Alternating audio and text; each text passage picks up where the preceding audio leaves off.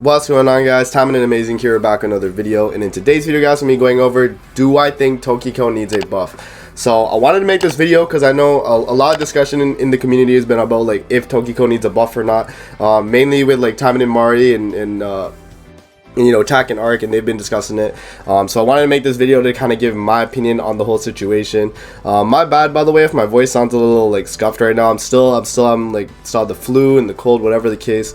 But yeah, I still just, you know, I'm trying to get the videos up for you guys regardless, so I'm gonna push through and try and record.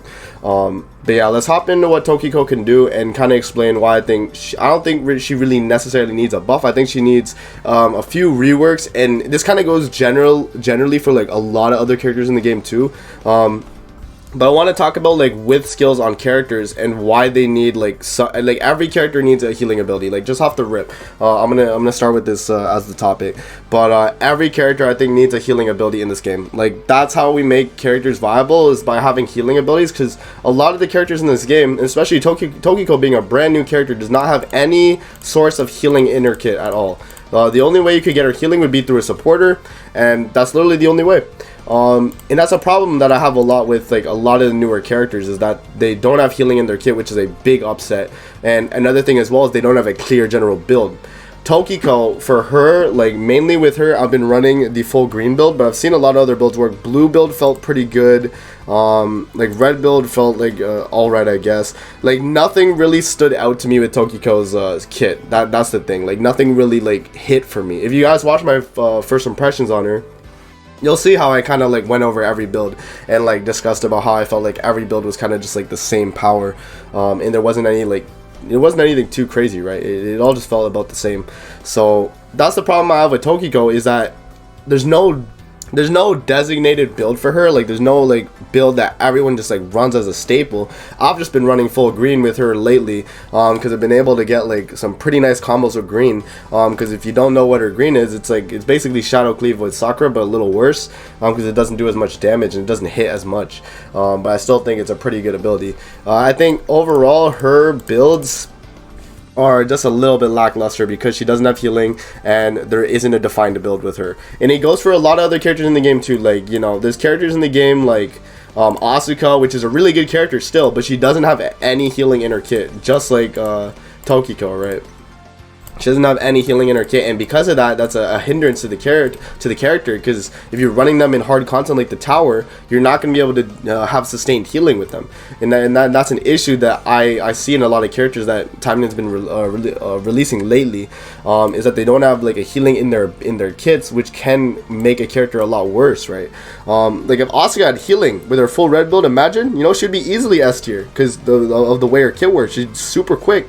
And I think Kurenai lately also kind of got buffed a little bit with Gale Slash, with the new supporter, because or with the new weapon I should say, because Gale Slash was her only healing ability on red, and it allows her to do more damage to get more healing through her Gale Slash. So overall I think Tokiko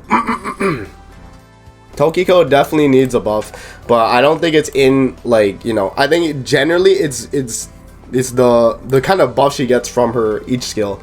I think she needs a healing ability in one of these skills to kind of give you a defined build, and also you need to have a defined build, like literally, like because I don't know what's the best build on Tokiko, and I've used her for a decent amount of time. That's the thing, and I don't know like what her best build is yet, off of like what I've seen. Blue build felt really good, green build felt fairly good as well, and then red build kind of felt a little bit mediocre to me. But overall, like there isn't a defined build with Tokiko. That's just what I have to get off my head, because, you know, there isn't a main build. Like with Kurenai, main build for her is definitely red, because with red build you have Gale Slash, you have the, you know, you have the home run supporter as well. You give you extra damage. You have like the whole kit revolving around spamming Gale Slash, and then you get God's Eye to increase your speed. It's all really cohesive. You could even run like green build on Kurenai too, which is good, but you know, it's just like a main staple build. Same with Murasaki and Sakura, Murasaki being a full green character and Sakura being full blue. That's the builds you definitely run on these characters, because those are the builds that are gonna make the character shine the most. Murasaki with full green is gonna make it so that she's able to heal with every ability she has. Tentacle Tentacle Mine is going to apply. You have Tentacle Hold for the healing. You have Great Axe Isen for crit rate, and then you have Senpu for more healing. So he's just double healing on more healing. Like, that's what makes Murasaki such a good character. And then Sakura with full blue, you guys know the Shadow Spin with the heal, and then you also have Shadow Cleave with the AoE damage. It's just super good damage.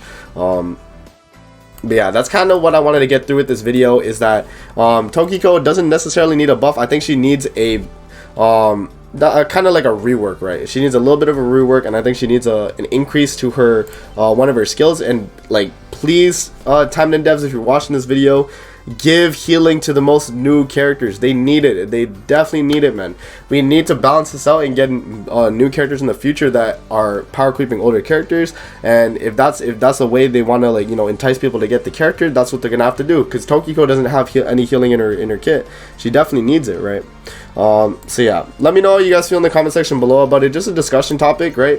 You guys can let me know if you found a defined build for Tokiko and I just haven't noticed. But yeah, I've only done a little bit of testing with it, really. Kind of just tried out her green build. Her red build I didn't really give it much of a chance, right? And her blue build was really good. But yeah, you guys let me know in the comment section below how you feel about it. That's gonna be it for the video. I hope you guys enjoyed. Don't forget to like, comment, subscribe as always. If you guys want to see more videos like this, definitely let me know in the comment section below. Let me see you guys in the next video. Peace out and have a great rest of your day.